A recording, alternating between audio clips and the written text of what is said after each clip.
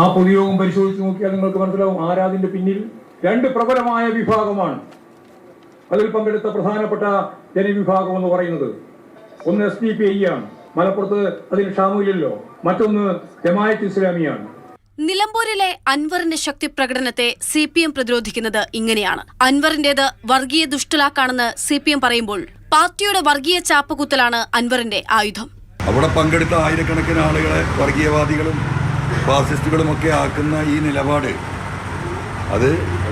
ആ നിലപാടാണ് CPM നേതൃത്വം ഈ വിഷയത്തെ കാണുന്നതെങ്കിൽ അത് വലിയ പ്രതിസന്ധി, വലിയ നഷ്ടം CPM-ന് ഉണ്ടാകും എന്നാണ് എനിക്ക് ആ വിഷയത്തെക്കുറിച്ച് പറയാനുള്ളത്. മുഖ്യമന്ത്രി ഹിന്ദു ദിനപത്രത്തിൽ നൽകിയ അഭിമുഖം മലപ്പുറം ക്രിമിനലുകളുടെ നാടാണെന്ന സന്ദേശം ഡൽഹിയിൽ എത്തിക്കാനാണെന്നും കുറ്റപ്പെടുത്തൽ.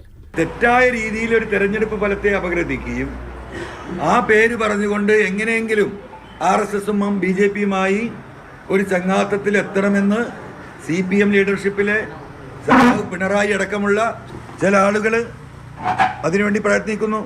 അൻവറിനെതിരെ മുഖ്യമന്ത്രി വീണ്ടും സ്വരം കടുപ്പിച്ചു.